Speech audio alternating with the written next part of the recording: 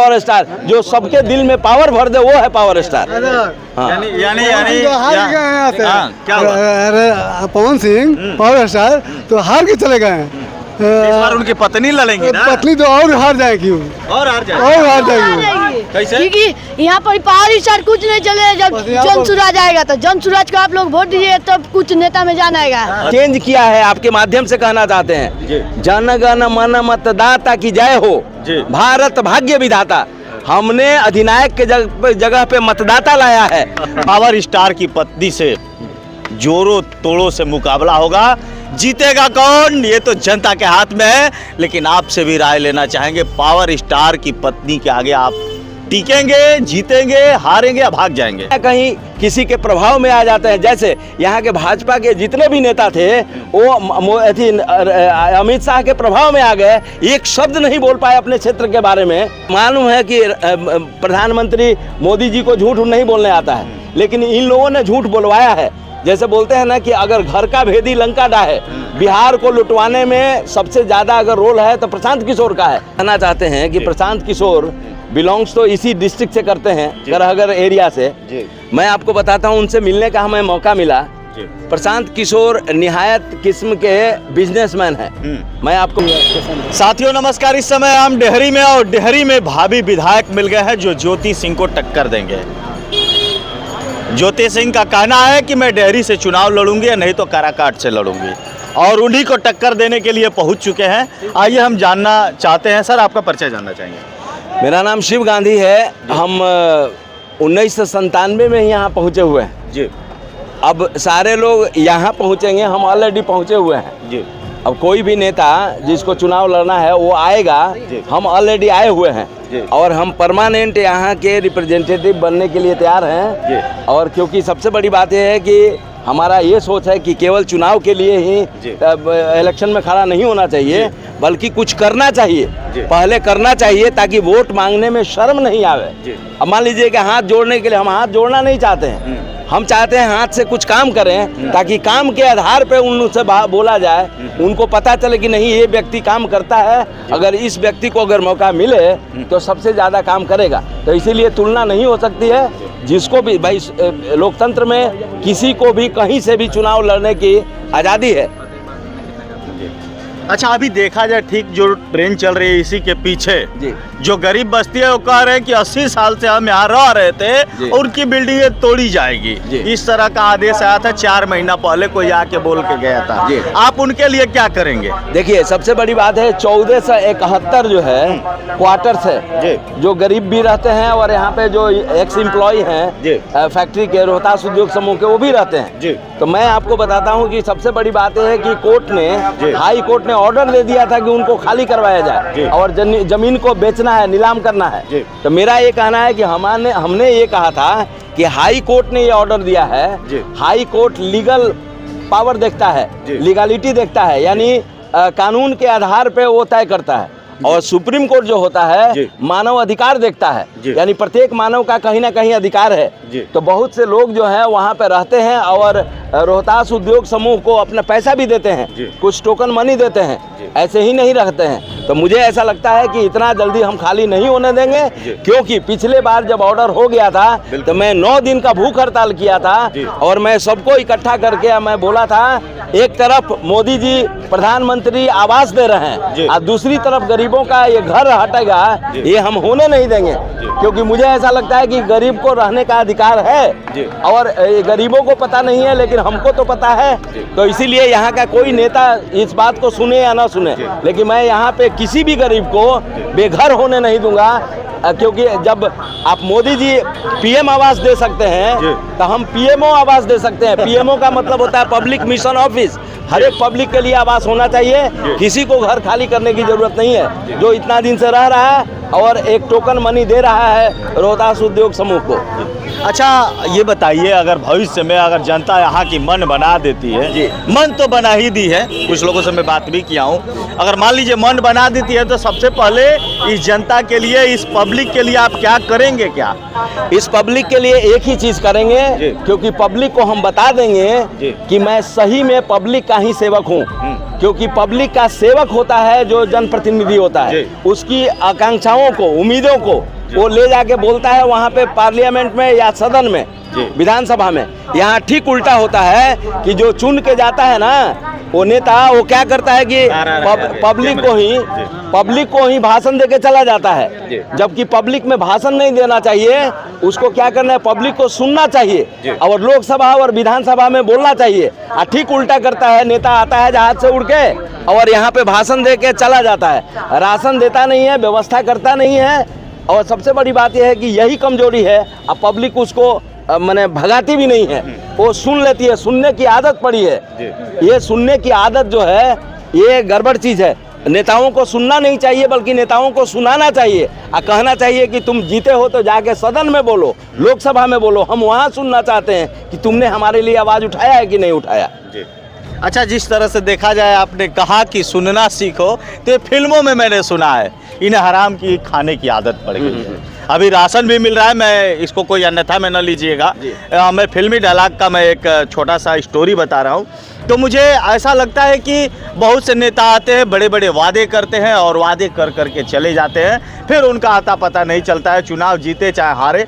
कहीं ऐसा तो नहीं ना कि आप भी आए मीठा मीठा बोल करके आप चले जाएंगे और जनता आपको खोजती रह जाएगी। देखिए, जिस तरह से आपका न्यूज़ का नाम है सच न्यूज जागो, उसी तरह मेरा नाम शिव है जी। तो सत्यम शिवम सुंदरम, मैं सत्य नहीं होऊंगा तो शिव नहीं होऊंगा, और शिव नहीं होऊंगा तो मैं सुंदर नहीं बना सकता। तो मुझे ऐसा लगता है कि सत्य कभी भी मीठा नहीं होता है, सत्य उस करेले की तरह कड़वा होता है जिसको खाने से कोई बीमारी नहीं होती है। तो मेरा ये कहना है कि मैं कभी भी अपने मतदाताओं को कमज़ोर नहीं बनाऊंगा, जो सत्य से अवगत कराऊंगा। जिस तरह से सच न्यूज आप लेके आए हुए हैं, तो सच न्यूज सच ही होना चाहिए ताकि वो पब्लिक डिसीजन ले कि क्या गलत है क्या सही है। अच्छा, तेजस्वी यादव को लेकर क्या सोचते हैं? जैसे उन्होंने कहा है कि महिलाओं को माई बहन योजना के तहत मैं 2500 रुपया दूंगा, इसको लेकर के क्या कहिएगा? देखिए, तेजस्वी यादव मजबूर हो गए। कैसे मजबूर हो गए? क्योंकि देखिए, सबसे बड़ी बात यह है कि 400 रुपया पहले विकलांगों के लिए था, अपने दिव्यांग जितने भी थे, और वृद्धा विधवा पेंशन था 400 रुपया, बहुत दिन तक रहा। अब क्या होता है, अपोजिशन का काम ही है कि पोजीशन में जो सरकार रहे, सरकार के नीतियों के विरोध में या उसको कुछ दबाव डाले ताकि वो विकास हो। अगर मान लीजिए कि देखिए दबाव रहित, यहाँ पे दबाव रहित काम नहीं हुआ। तो मेरा ये कहना है कि देखिए, उन्होंने एक पॉपुलिस्ट गेम खेला है, क्योंकि अगर महिलाएं अगर प्रभावित हो गई, जिस तरह से नीतीश कुमार ने महिलाओं को कैप्चर कर लिया है, जैसे साइकिल योजना देकर, पुस्तक योजना देकर, ड्रेस योजना देकर, या मान लीजिए कि जीविका में बहुत से लोगों को काम देकर, उसी तरह से इन्होंने सोचा कि अगर हम माई बहन योजना लाते हैं और इसके तहत अगर बहुत से लोगों को कन्विंस करते हैं तो महिलाएं आसानी से कन्विंस हो जाएंगी। और यही कारण है कि लालच दे रहे हैं। अच्छा, प्रशांत किशोर को लेकर क्या कहेंगे? जिस तरह से तेवर में है और उनके साथ मनीष कश्यप भी कम नहीं है, वो भी लगे हुए हैं, जो मनीष कश्यप पत्रकार। देखिए, प्रशांत किशोर के बारे में हम कहना चाहते हैं कि प्रशांत किशोर बिलोंग्स तो इसी डिस्ट्रिक्ट से करते हैं, करहगर एरिया से। मैं आपको बताता हूँ, उनसे मिलने का हमें मौका मिला। प्रशांत किशोर निहायत किस्म के बिजनेसमैन है। मैं आपको बताता हूँ, बिजनेसमैन है, इसलिए बिजनेसमैन उनको कहूँगा कि वो पॉलिटिकल बिजनेस करते हैं। सारे पार्टियों के लिए काम किया उन्होंने, उनका एक पार्टी नहीं है, सारे पार्टियों के लिए काम किया, पैसा लिया, करोड़ों करोड़ 100 करोड़ रुपया अगर वो आदमी फीस ले रहा था तो ये बहुत बड़ी बात है। 100 करोड़ कौन सा काम करेंगे तो मिलेगा। अब रही बात यह है कि देखिए, चमचागिरी करने में बहुत ज़्यादा पैसा मिलता है। मैं आपको बताता हूं कि उन्होंने अपने भाषण में कहा है कि मैंने ये मुख्यमंत्री जिताया, ये मुख्यमंत्री जिताया और प्रधानमंत्री को जिताया। मुझे मालूम है कि प्रधानमंत्री मोदी जी को झूठ नहीं बोलने आता है, लेकिन इन लोगों ने झूठ बोलवाया है। जैसे बोलते हैं ना कि अगर घर का भेदी लंका डाहे, बिहार को लुटवाने में सबसे ज़्यादा अगर रोल है तो प्रशांत किशोर का है। पूछिए कैसे? 2014 में जो चुनाव हुआ था उसमें चाय पर चर्चा या 15 लाख का बात, ये सारा कुछ लिख के दिया है प्रशांत किशोर ने। मेरे कहने का मतलब ये है कि आप उस तरह का भाषण लिखिएगा और उसके लिए पैसा लीजिएगा, बोलवा दीजिएगा, तो पब्लिक उस समय ठगा महसूस करेगी। जैसे अभी मान लीजिए कि ये लोग फॉर्म भरवा रहे हैं कि माई बहन योजना के तहत 2500 रुपया देंगे। तो मेरे कहने का मतलब है कि अभी तो महिलाओं को पता चल गया है, लेकिन आपकी सरकार नहीं बनेगी तो कहाँ मिलेगा? अभी आपने एक नारा सुना होगा, चोर चोर गद्दी छोड़, इसको लेकर के क्या कहिएगा? मेरा ये कहना है कि देखिए, चोर का देखा जाए कि चोर क्या है, तो सबसे बड़ी बात यह है कि चोर चोर गद्दी छोड़, ये बोलने में बड़ी आसान है, लेकिन ये लोग सेल्फ अगर इंट्रोस्पेक्शन करें तो मैं आपको बताता हूं कि सबसे बड़ी बात है कि चोरी कहां से शुरू हुई है। जो भी सत्ता में रहता है वो चोरी करता है। बिल्कुल। जो भी सत्ता में रहेगा, जैसे कि ये प्रलोभन देकर ही भी चोरी करना ही हुआ। कभी कभी होता है ना, ध्यान भटका दिए ना और उसके बाद चोरी कर लेना। तो अभी डालमिया नगर में मैंने देखा था कि बहुत से लोग जो है हेलीकॉप्टर देखने में अपना समय बिता दिए। अगर वो आवाज़ दिए होते तो शायद उनके कान तक चला गया होता। तो मैं आपको बताता हूं कि सबसे बड़ी बात यह है कि ये चोर जो कह रहे हैं, अगर वो अपना स्टोरी अगर देख लें कि कांग्रेस ने किस तरह से चोरी करवाया है।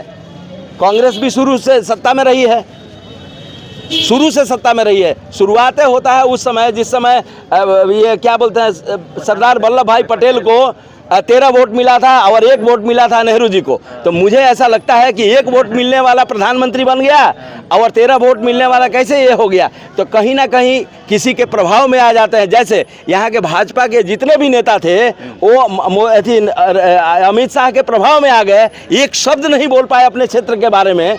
कोई भी नेता जो है, कोई भी आदमी, सत्यनारायण विधायक चाहते तो कान में बोल सकते थे, गोपाल नारायण सिंह चाहते तो बोल सकते थे कि भाई रेल कारखाना के बारे में थोड़ा सा सोच लीजिए, लेकिन ये लोग प्रभाव में आ गए, ये लोग भी चोरी करवाए। उसी तरह से उस समय लोग कहते हैं कि गांधी जी के प्रभाव में आके नेहरू जी बन गए और पटेल जी हार गए। तो मैं आपको बताता हूँ, उसी तरह से आप देखिएगा कि वोट देने के लिए जाती हैं महिलाएं, लेकिन रास्ते में 2-4 आदमी बैठा रहता है, कहता है कि जे जीता था ओकरे के ना जीता, वह वोट बेकार के लगे का जरूरत बा।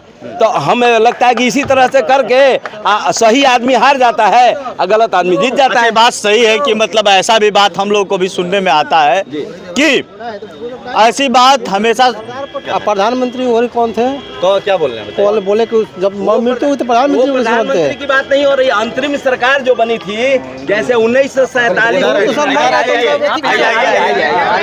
ऑन कैमरा आइए, ऑन कैमरा। आप कैमरा देखिए, आप कैमरा कभी भी बात नहीं की जाती है, कभी भी आइए।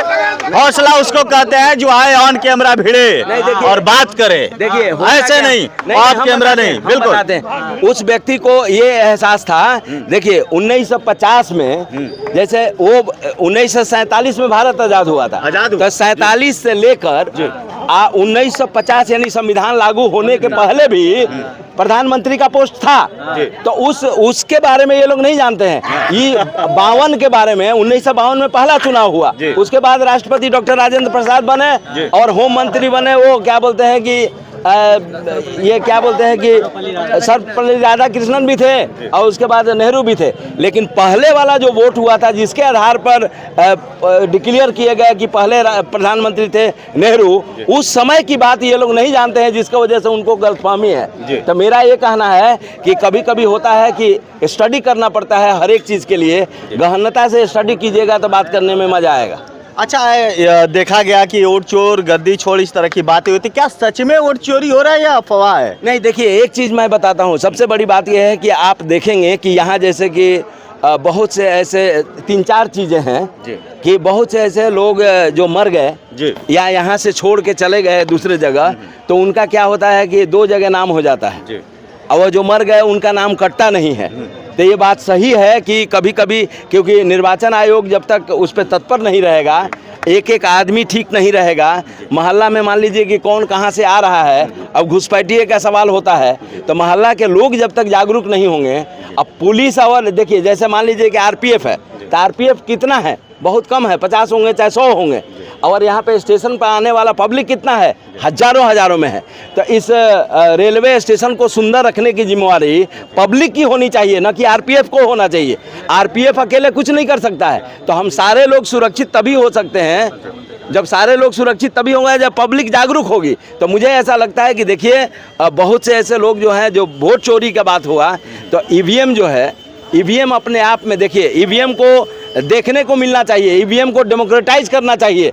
ईवीएम के बारे में बहुत कम लोग जानते हैं, केवल वोट देने के समय ही थोड़ा देर जानते हैं हम लोग। तो इसीलिए मुझे ऐसा लगता है कि ईवीएम को डेमोक्रेटाइज करना चाहिए, पब्लिक के हाथ में देना चाहिए ताकि वो सीख सके। डिजिटल बात है कि आखिर जब कई बार देखा गया कि इसका विरोध भी हुआ, लेकिन ईवीएम को लाया जिसने आज वही खुद विरोध करने का प्रयास कर रहा है, और इसको लेकर के क्या कहिएगा? देखिए, सबसे बड़ी बात यह है कि कोई भी टेक्निक जो है, टेक्नोलॉजी बड़ा टफ चीज़ है। अब बहुत माने से कि निर्दयी चीज़ है। मैं आपको बताता हूँ, टेक्नोलॉजी से बहुत, जैसे ये माइक है ना, ये अभी आप चला रहे हैं लाइव, जैसे कि फेसबुक अगर नहीं होता तो फेसबुक लाइव से पूरा दुनिया हम लोग जुड़ नहीं पाते। तो ये टेक्नोलॉजी अच्छा है, इसका मिसयूज भी होता है, ऐसा नहीं है कि मिसयूज नहीं होता है। तो जब तक ईमानदार व्यक्ति नहीं होगा तब तक सिस्टम ठीक नहीं होगा। इसीलिए बाबा साहब अम्बेडकर ने एक बार कहा था, कि संविधान हम कितना भी बढ़िया लिख लें, लेकिन संविधान को लागू करने वाले लोग जब तक ईमानदार नहीं होंगे, संविधान कुछ हेल्प नहीं कर सकता है। जी, बहुत अच्छी बात कही आपने, इनके लिए एक बार जोरदार ताली हो जाए। और बहुत अच्छा बात कहा इन्होंने, और एक दो सवाल और करने की कोशिश करेंगे जाते जाते। देखा जाए तो आप पावर स्टार की पत्नी से जोरों तोड़ों से मुकाबला होगा, जीतेगा कौन ये तो जनता के हाथ में है। लेकिन आपसे भी राय लेना चाहेंगे, पावर स्टार की पत्नी के आगे आप टिकेंगे, जीतेंगे, हारेंगे या भाग जाएंगे? मैं आपको बताता हूँ, सबसे बड़ी बात है मेरे नज़र में, पावर स्टार है पब्लिक, पावर स्टार है मतदाता। इसीलिए मैं आपको बताता हूँ कि एक चीज़ मैं हिम्मत कर रहा हूँ कहने के लिए कि आज़ादी के पहले ये जो अपने रविंद्रनाथ टैगोर ने जो राष्ट्रगान लिखा कि जनगण मन अधिनायक जय है, तो अधिनायक कहा गया था अंग्रेजों के लिए। उस समय अंग्रेज हम लोग गुलाम थे, तो जनगण मन अधिनायक जय है भारत भाग्य विधाता। तो मैंने उसको चेंज किया है, आपके माध्यम से कहना चाहते हैं, जनगण मन मतदाता की जय हो भारत भाग्य विधाता। हमने अधिनायक के जगह पे मतदाता लाया है। मतदाता ही पावर स्टार है। मतदाता जिसको चाहे धरती पर रख ले, जिसको चाहे सदन में भेज दे, लेकिन कहने का मतलब मतदाता का मती नहीं मारा जाए। वो डमरू बजा के, ढोल बजा के, गाना गा के, पैसा बांट के, दारू बांट के कहीं अगर मती मार न ले, इसके लिए जागरूक होना पड़ेगा प्रत्येक नागरिक को। जैसे मान लीजिए कि जैसे आप यहाँ हैं, मम्मी लोग यहाँ नहीं है, किसी की पत्नी यहाँ नहीं है, तो पत्नी तो घर पे बैठी हुई है, आप ज़्यादा जागरूक हैं तो आप अपने जाके पत्नी से बात कीजिए कि शिव गांधी ने इस तरह से बात किया, चाहे यहाँ पे हम ये जानकारी मिला, तो हम लोग उनका रोटी बनाया हुआ खा लेते हैं, लेकिन आपका दिमाग जो है शेयर आप नहीं करते हैं, इसलिए पत्नियां कमज़ोर हो जाती है।